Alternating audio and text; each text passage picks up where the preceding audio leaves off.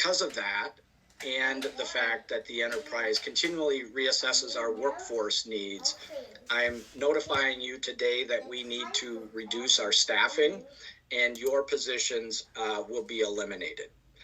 I'm notifying you today, but however, you will be paid through the employment termination date, which is May 13th.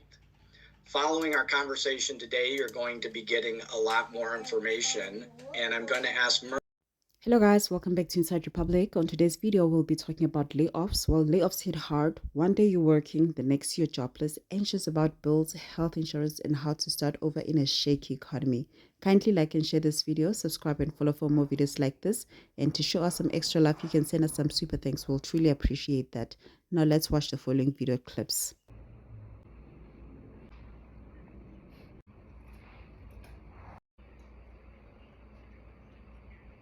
So take today, I'd encourage you to do self-care, talk with your family, just process.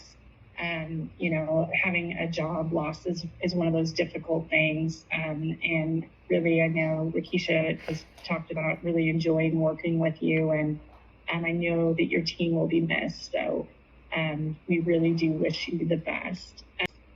Things that you may have. So your ID badge is another one of those.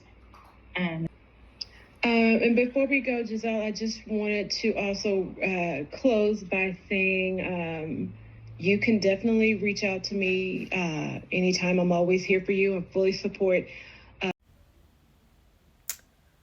Are we great yet?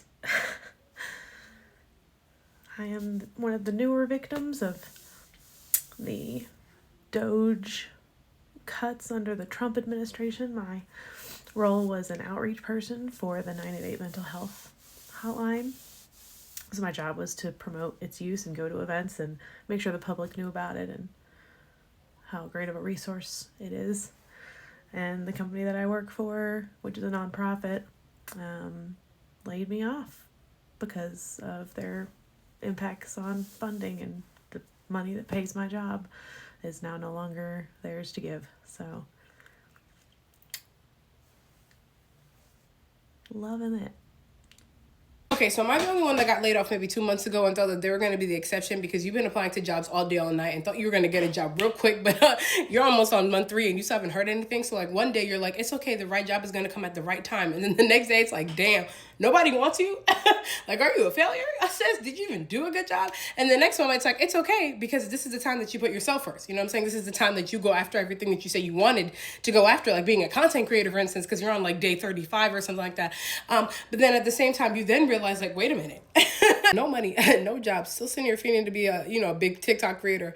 How do I keep going? How do I keep pushing through? Help me.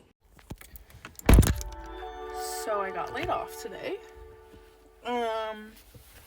Just something I've never experienced in my 32 years of life. I have always had a job. I think I'm still in shock. And I'm not really sure what I'm gonna do next, which is a really weird but good feeling.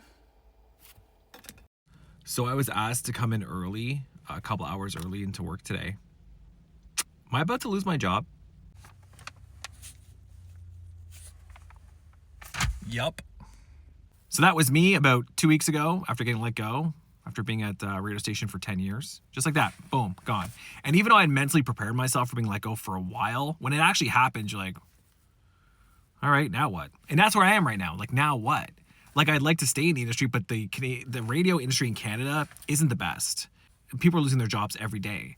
So I'm actually faced with maybe a career change in my 40s, which kind of actually really freaks me out. I'm sure I have some transferable skills in radio, but like at my next job, people really interested in, hey, if you want to find out what people's favorite utensils are on Thursdays, we'll tell you what 46% of people say after news and weather. Probably not. It's officially happened. I've been laid off. Never in a million years would I have thought that I would not have job security in clinical research. If you're new here, my name is Jalen Everett. I was a clinical research coordinator at one of the largest hospital networks in the U.S. and one of the highest funded research hospitals in the U.S. And I no longer have a job. Thursday, I was brought into my manager's office along with HR, and I was informed that my clinical research position had been eliminated. The reason my job, along with 2 others, was eliminated was due to the NIH funding cuts. The drastic cut in NIH funding cut over $250 million from my hospital's budget. I was one of the many people laid off from the hospital on Thursday in the clinical research department. My clinical research department in particular eliminated 3 positions. Every department within clinical research at that hospital had to eliminate at least 10% of their staff. I just got home from being laid off as an HR business partner today. It sucks, and all I said to my director was it caught me off guard, but I'm not surprised. Their initiative to have everyone get together and find a friendly way to cut costs, their inability to promote people and give people raises, cutting budgets in other ways, these are all signs of a layoff. My position was more business partner and strategy, so obviously strategy of moving people forward and growing people means more money. So it makes sense that my position was cut from the rest of the generalist and admin type HR team. So I'm in a state of disassociating right now, and the one thing that I did remember to say is I could request a recommendation on LinkedIn. So yeah, he's excited to give me a recommendation, and that's the first thing I'll be doing is requesting a recommendation on LinkedIn to show that it was nothing to do with my performance. It was truly a restructure of the company. But I'm in good hands because I know what I'm doing, and a lot of people don't. So hang in there if you're laid off or also looking for a job right now. So by now I know you've seen that the ports are empty. So I've seen in every single video that it's going to trickle down from the auto industry, then the food service, retail, so on and so forth. Well, I'm here to tell you it's already happening. I work for a company that is very close with the industry that moves the freight from those shipping containers all throughout the country. And we've just received yesterday our first round of layoffs. The company that I work for, by the end of 2025, globally, they're going to be laying off over 5% of the workforce. They've announced that it's going to be over 5,000 employees throughout the company in the world, and there's going to be about 5,000 contractors. So if they're assuming that it's going to be that much loss and there's not going to be anything to move, so there's not going to be anything in the store. So I'm here to tell you, here's the red flag. It's happening. It's not going to be good. And if you don't have a place to be able to fuel the trucks, that means there's not going to be any trucks. There's not going to be any goods to move, to buy, to have. Here's your fair warning. Yeah, tariffs can and will affect your job, even if you work like a regular retail job, because I just got laid off this morning. The store is set to close at the end of the month, and I will be out of work after the first week of May. So it's like, I'm still coming to terms with that. I don't think it's really going to hit me until I'm officially like not working within the business.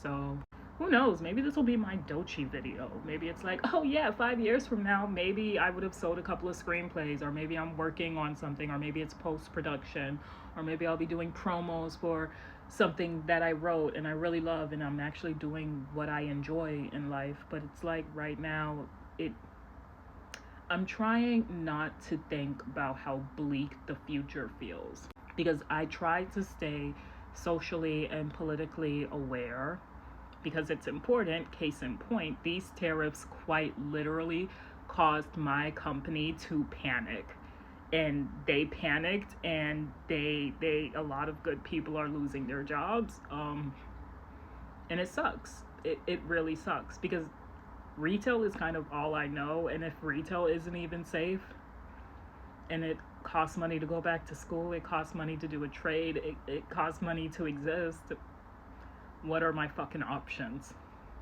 So we are truly in unprecedented times right now, but I'm trying to remain optimistic.